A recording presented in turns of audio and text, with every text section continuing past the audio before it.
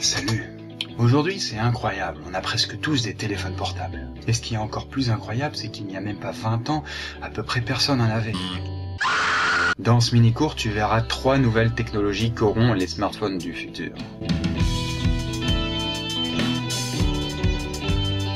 Quand je parle du futur, déjà je parle pas d'un futur hyper lointain avec des gratte-ciel aussi laids qu'eux déjà. Moi je te parle d'un futur assez proche qui pourra jouer dans moins de 10 ans. Donc détends-toi, tu seras encore là pour en profiter. Sauf si on passe par une petite période apocalyptique.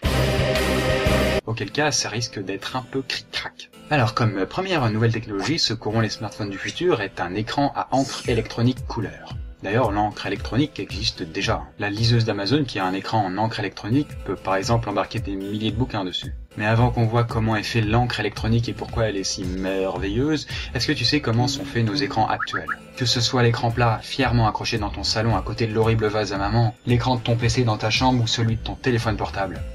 Alors tu sais déjà peut-être qu'on appelle tous ces écrans des écrans LCD. 3 jolies lettres qui veulent dire Liquid Crystal Display. Ce qu'on traduit en bon français par affichage à cristaux liquides. Et c'est généralement là que ça coince, parce que le cristal, ok, on voit c'est quoi, le liquide, ok, mais les deux ensemble, il y a comme une couille dans le potager. Bon, pour commencer, si tu t'approches très près de ton écran, en regardant bien, tu vas voir qu'il est formé de minuscules carrés lumineux répartis sur un grillage extra fin. Ces petits carrés s'appellent des pixels. Et ce qui les éclaire, ce sont des néons. Oui, exactement comme les néons qui éclairent une salle de classe ou les couloirs glauques d'une corps. Donc ces néons sont disposés tout au fond de ton écran. Et ce qu'il faut savoir, c'est que même quand tu joues par exemple à un jeu vidéo sombre et que tu ne vois pas à 2 mètres devant toi... Ah putain, l'ombre, vous l'avez vu? Ah non mais c'est vraiment une connerie ce jeu. Les néons de ton écran sont autant lumineux que lorsque ton écran est blanc. Mais pourquoi voit-on du noir alors que l'écran est allumé? Eh bien mon petit gars, c'est justement là qu'entrent en jeu ces mystérieux cristaux liquides. Ils vont jouer, si tu veux, le rôle de store ou de parasol qui vont bloquer la lumière. Pour bien saisir le truc, tu sais que lorsque l'eau se change en glace, elle passe de l'état liquide à l'état solide. Et justement, les cristaux de ton écran ont la particularité de rester indéfiniment dans cet état à température ambiante. Ainsi, sur l'écran, devant la rangée de néons, on va disposer entre 2 plaques de verre une couche de cristaux liquides. Leur intérêt majeur est que, vu au microscope, ces cristaux liquides ont la forme de bâtonnets. Et ces bâtonnets, dans leur état de base, voilà, ils sont un peu disposés n'importe comment, hein, un peu comme un gros tas de dominos posé par terre. Ce qui fait que la lumière des néons ne va pas réussir à passer au travers. Et alors l'écran nous semblera noir. Mais lorsqu'on excite ces bâtonnets, ces cristaux liquides, avec du courant électrique, comme par enchantement, ils s'alignent tous comme des i. Les dominos se redressent tous, la lumière peut passer et l'écran nous apparaît blanc. Après, bien sûr, ce sont des mini-portions de ton écran qui peuvent être excitées, ce qui permet de changer la luminosité pixel par pixel. Et pour obtenir les couleurs, c'est assez simple. Après la couche de cristaux liquides sont disposés des filtres des 3 couleurs primaires, comme ce qu'on a sur les lunettes anaglyphes et qui te donnent un air très intelligent. Et ça se confirme car si tu zoomes encore plus sur les pixels, mais là c'est très difficile à voir à l'œil nu, tu vas constater qu'un pixel est le mélange de 3 sous-pixels rouge, vert et bleu. Par exemple, si je laisse passer la lumière du néon sur les 3 couleurs, j'obtiens du blanc. Si je laisse passer juste sur le rouge et le vert, j'ai du jaune. Rappelle-toi tes cours de primaire sur les couleurs, quoi. Et en faisant varier l'intensité de la lumière sur chaque couleur, grâce aux cristaux liquides, un pixel peut m'afficher 16 millions de couleurs différentes. Mais les écrans LCD ont malgré tout des défauts qui, sur les smartphones, peuvent être un chouïa gênants. Déjà, c'est leur consommation électrique. Par exemple, on dirait pas comme ça, mais l'écran qui est juste derrière moi, c'est une grosse truie qui consomme 7 fois plus que les lampes de bureau que tu peux voir là et là. Sur un smartphone, je ne te cache pas quand même que les néons miniatures qui se cachent derrière ton écran te bouffent quand même pas mal de batterie. Et puis il y a un inconfort très visible cette fois. Imagine, t'es là en train de végéter comme une sardine en plein soleil, à repenser à ta journée. Ah, c'est trop un pervers ce prof de PS à nous faire faire pareil avec nos mini-jupes. Bonjour Michel. Et puis te prend l'envie soudaine de jouer à un petit jeu débile sur ton smartphone. Mais tu te rends compte horrifié que tu ne vois rien du tout. L'écran est totalement sombre alors que pourtant t'as réglé la luminosité au max. Eh bien tous ces problèmes sur les écrans à encre électronique c'est de l'histoire ancienne. Mais alors l'encre électronique, qu'est-ce que ça coûte? Simplement, en zoomant sur un écran à encre électronique, là aussi tu vas retrouver des pixels. Mais ces pixels, en tout cas dans la technologie actuelle, ce sont des capsules dans lesquelles sont emprisonnées des billes blanches et noires microscopiques. Lorsqu'on envoie une charge positive sur la capsule, hop là, ça va repousser les billes blanches et attirer les noires. Les blanches collées à la paroi visible feront qu'on verra le pixel blanc. Et inversement, avec une charge négative, les noirs sont repoussés et les blanches attirées. Et le pixel sera noir. C'est comme un homme et une femme. Ils s'attirent irrésistiblement. Par contre, un homme et un homme, ou une femme, a priori non. A priori.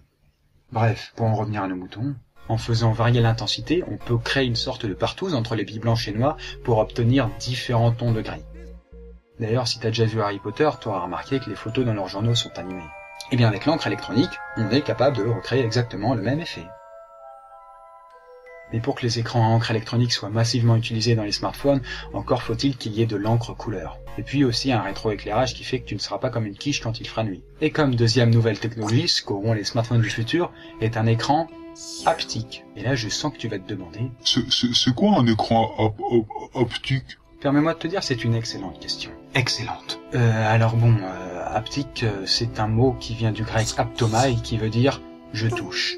Un écran haptique est un écran qui produit l'illusion du relief sous nos doigts. Mais avant de voir ça plus en détail, on va faire une petite parenthèse. Avant que les écrans tactiles n'existent, dans la tête des gens, ça n'était pas possible qu'un écran serve en même temps de bouton.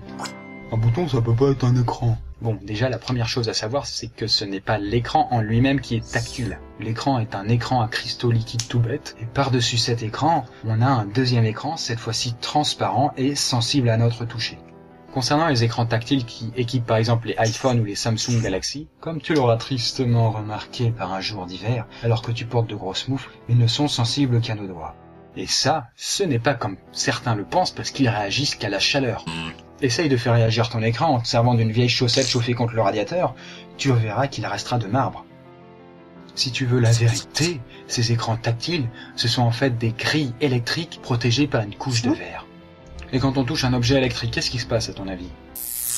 Avec un écran tactile, c'est pareil, mais en plus doux. Quand ton doigt touche la paroi de verre pour lancer par exemple dans Angry Bird ce poulet sur ces immondes cochons, tu absorbes à cet endroit précis le champ électrique de la grille juste dessous. Et donc il y a comme un trou qui est relevé par les détecteurs sur les pourtours de l'écran. Au passage, l'interface tactile de tous les ordinateurs portables, là où tu fais glisser tes doigts, c'est fait de la même surface tactile. Par contre, si tu peux faire marcher le tactile sans tes doigts, alors c'est un autre type d'écran tactile utilisé, au fonctionnement un peu différent. Bon voilà, on peut fermer cette petite parenthèse sur les écrans tactiles. Oui, allô? Allô? Allô? Allô? Allô? Bon voilà, on peut fermer maintenant cette petite parenthèse sur les écrans tactiles pour voir maintenant les écrans haptiques.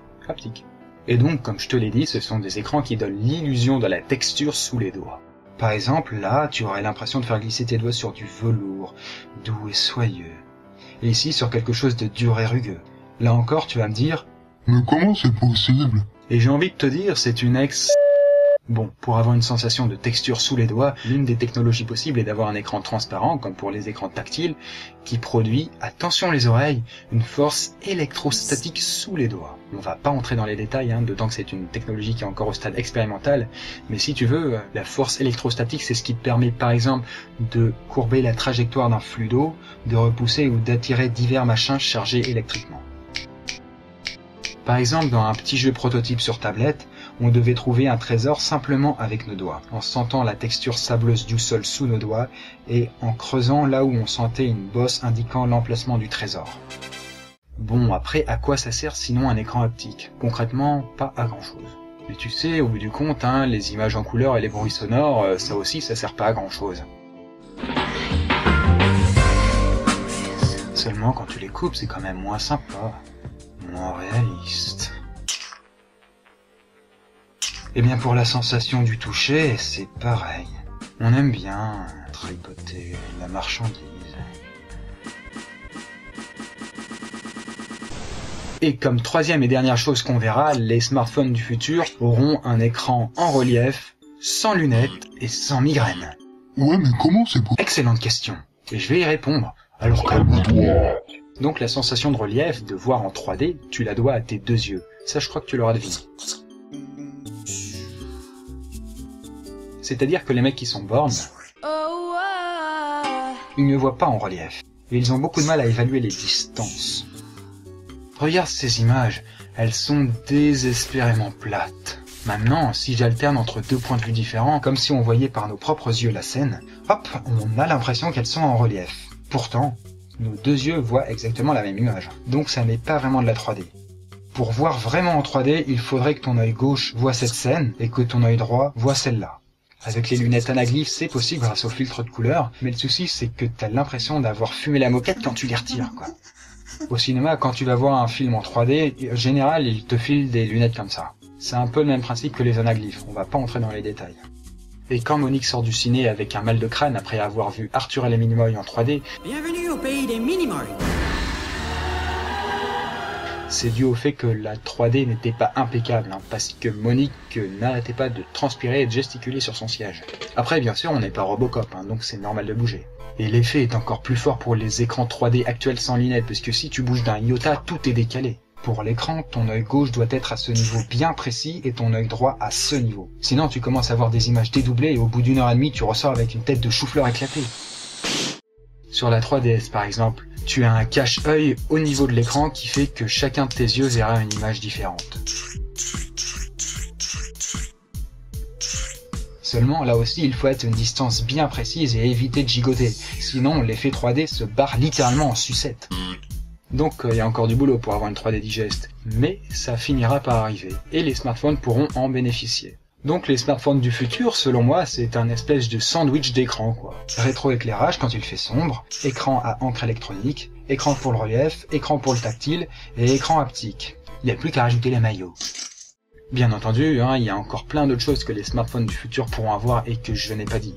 Mais en tout cas, si tes amis ne vivent pas dans la forêt, à bouffer des vers et des insectes et qu'ils ont des téléphones portables, tu peux éventuellement leur conseiller cette vidéo. Quant à moi, je te dis à la prochaine pour un nouveau mini-cours.